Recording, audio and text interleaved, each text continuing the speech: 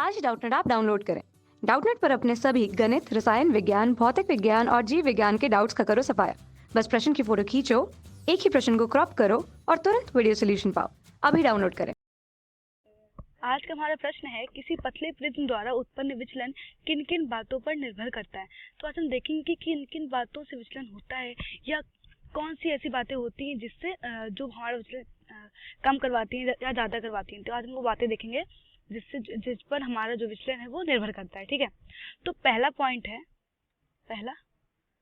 है कि अपवर्तनांक। ठीक है, अपवर्तनांक हम लोग किसे दर्शाते हैं? म्यू से। तो याद रखना, जितना ज्यादा अपवर्तनांक होगा उसका क्या होगा, विचलन उतना ही अधिक होगा। जितना ज्यादा अपवर्तनांक उसका विचलन उतना ही अधिक। जैसे कि हम लोग जानते हैं कि जल का अपवर्तनांक कितना होता है? 1.33। कांच का अपवर्तनांक कितना होता है? कांच का अपवर्तनांक होता है 1.5। और डायमंड का अपवर्तनांक कितना होता है? डायमंड का होता है 2। ठीक है, अपवर्तनांक मतलब होता है कि किरण को झुकाना। ठीक है, तो जितना ज्यादा अपवर्तनांक होगा भाई, जितना अपवर्तनांक बढ़ता कैसे है? जितनी ज्यादा गाढ़ी होगी चीज, जैसे कि जल है हमारा, तो जल से गाढ़ा कौन है? कांच है। कांच से सघन कौन है? डायमंड है।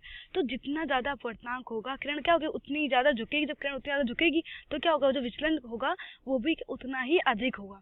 ठीक है, तो फर्स्ट पॉइंट क्या हो गया? जितना ज्यादा अपवर्तनांक बढ़ेगा उतने ज्यादा हमारा विचलन बढ़ेगा। ठीक है, दूसरा पॉइंट क्या है?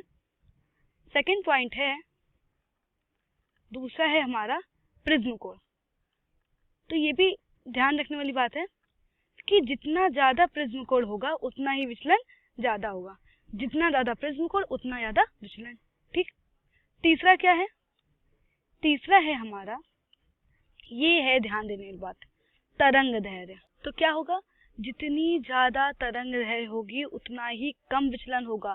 तरंग दैर्घ्य जितनी कम उसका विचलन उतना ही ज्यादा।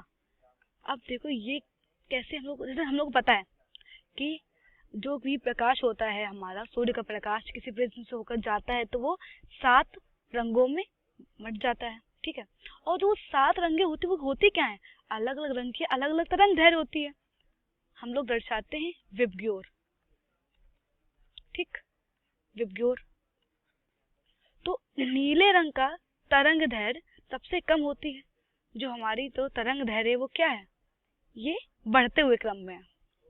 जो ये तरंग दैर्घ्य है वो बढ़ते हुए क्रम में है।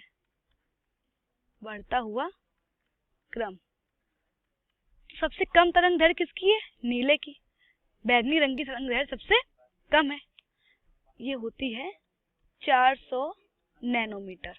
ठीक है, लाल रंग की तरंग दैर्घ्य सबसे ज्यादा होती है, 760 न्यूटन मीटर। ठीक है, तो जितनी कम तरंग दैर्घ्य होगी क्या होगा? जितनी कम तरंग दैर्घ्य होगी उतना ही ज्यादा अपवर्तनांक होगा। जितनी तरंग दैर्घ्य कम उसका अपवर्तनांक उतना ही ज्यादा। और अपवर्तनांक जितना ज्यादा उतना, अभी उन्होंने क्या पढ़ा? अपवर्तनांक जितना ज्यादा, अभी हम लोगों ने पढ़ा अपवर्तनांक जितना ज्यादा उसका विचलन ही उतना ज्यादा। ठीक है, तो ध्यान रखना, बैगनी रंग की तरंग दैर्घ्य क्या सबसे कम होती है, तो बैगनी रंग का जो तुम्हारा क्या होगा, विचलन होगा, वो सबसे अधिक होगा। Delta V greater than delta R. बैगनी रंग की तरंग दैर्घ्य सबसे कम होती है, इसलिए उसका अपवर्तनांक उतना ज्यादा होता है। और अपवर्तनांक ज्यादा होगा तो क्या होगा? हमारा विचलन भी ज्यादा होगा। लाल रंग की तरंग दैर्घ्य सबसे अधिक होती है, इसलिए क्या होगा? उसका अपवर्तनांक उतना कम होगा। अपवर्तनांक कम होगा तो क्या होगा? उसका विचलन भी कम होगा। चौथी बात है, जो ये ऐसा आपको किसी किताब में मिलेगी नहीं, लेकिन तब भी लोग पढ़ेंगे। ठीक है, एक चीज हम लोग एक्स्ट्रा पढ़ेंगे। फोर्थ है ताप, टेम्परेचर।